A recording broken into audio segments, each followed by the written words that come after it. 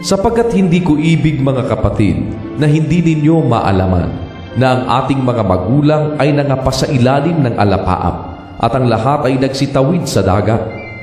At lahat ay nangabautismuhan kay Moises sa alapaap at sa dagat. At lahat ay nagsikain ng isang pagkain ding ayon sa Espiritu. At lahat ay nagsiinom ng isang inumin ding ayon sa Espiritu, sapagkat nagsiinom sa batong ayon sa Espiritu na sumunod sa kanila, at ang batong yaon ay si Kristo. Bagaman ang karamihan sa kanila ay hindi nakalugod sa Diyos, sapagkat sila'y ibinuwal sa ilang. Ang mga bagay na ito nga'y pawang naging mga halimbawa sa atin, upang huwag tayong magsipagnasa ng mga bagay na masama, na gaya naman nila na nagsipagnasa. Ni huwag din naman kayong mapagsamba sa mga Diyos-Diyusan, gaya niyaong ilan sa kanila, ayon sa nasusulat, na upo ang bayan upang magsikain at magsiinom, at nagsitindig upang magsipagsayaw. Ni huwag din naman tayong makiapid, na gaya ng ilan sa kanila, na nangakiapid, at ang nangabuwal sa isang araw ay 23,000. Ni huwag din naman nating tuksuhin ang Panginoon, na gaya ng pagkatukso ng ilan sa kanila, at nangapahamak sa pamamagitan ng mga ahas. Ni huwag din kayong mangagbulong-bulungan, na gaya ng ilan sa kanila na nangagbulungan at nangapahamak sa pamamagitan ng mga mangwawasak. Ang mga bagay na ito nga'y nangyari sa kanila na pinakahalimbawa, at pawang nangasulat sa pagpapaalaala sa ating na mga dinatna ng katapusan ng mga panahon. Kaya't ang may akalang siya'y nakatayo, mag-ingat na baka mabuwal. Hindi dumating sa inyo ang anumang tukso, kundi yaong matitiis ng tao. Datapwat tapat ang Diyos na hindi niya itutulot na kayo'y tuksuhin ng higit sa inyong makakaya, kundi kalakip din ng tukso ay gagawin naman ang paraan ng pag-ilag upang ito'y inyong matiis. Kaya, mga minamahal ko, magsitakas kayo sa pagsamba sa Diyos-Diyusan. Ako'y nagsasalitang tulad sa marurunong, hatulan ninyo ang sinasabi ko.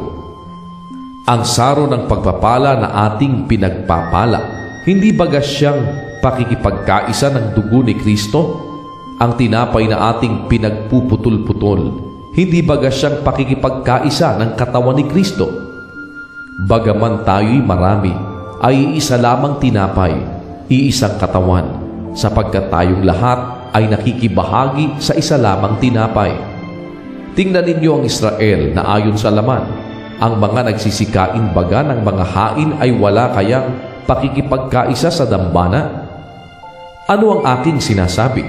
Na ang hain baga sa mga Diyos-Diyusan ay may kabuluhan, o ang Diyos-Diyusan ay may kabuluhan? Subalit sinasabi ko na ang mga bagay na inihahain ng mga hentil ay kanilang inihahain sa mga demonyo at hindi sa Diyos, at di ko ibig na kayo'y magkaroon ng pakikipagkaisa sa mga demonyo. Hindi ninyo maiinuman ang saro ng Panginoon at ang saro ng mga demonyo. Kayo'y hindi maaaring makisalo sa dulang ng Panginoon at sa dulang ng mga demonyo. O minumungkahi baga natin sa paninibugho ang Panginoon? Tayo bagay lalong malakas kaysa Kanya? Lahat ng mga bagay ay matuwid, ngunit hindi ang lahat ng mga bagay ay nararapat. Lahat ng mga bagay ay matuwid, ngunit hindi ang lahat ng mga bagay ay makapagpapatibay. Huwag hanapin ni numan ang sa kaniyang sarili, kundi ang ikabubuti ng kapwa. Lahat ng ipinagbibili sa pamilihan ay kanin ninyo, at huwag kayong magsipagtanong ng anuman dahilan sa budhi, sapagkat ang lupa ay sa Panginoon at ang kabuuan ng naririto. Kung kayo'y aanyayahan ng isang hindi sumasampalataya at ibig ninyong pumaroon, ang anumang ihain sa inyo ay kanin ninyo, at huwag kayong magsipagtanong ng anuman dahilan sa budhi. Datapwat kung sa inyo'y may magsabi, ito'y inihandog na hain, ay huwag ninyong kanin, dahilan doon sa nagpahayag at dahilan sa budhi.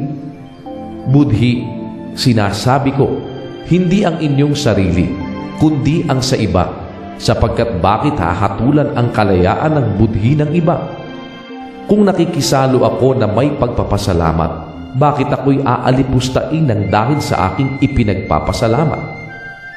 Kaya kung kayo'y nagsisikain man o nagsisiinom man o anuman ang inyong ginagawa, gawin ninyo ang lahat sa ikaluluwalhati ng Diyos. Huwag kayong magbigay ng dahilang ikatitisod sa mga Hudyo man, sa mga Griego man, o sa mga kaanib man ng Iglesia ng Diyos. Nagaya ko din naman na sa lahat ng mga bagay ay nagbibigay lugod ako sa lahat ng mga tao, na hindi ko hinahanap ang aking sariling kapakinabangan, kundi ang sa marami, upang sila'y mangaligtas.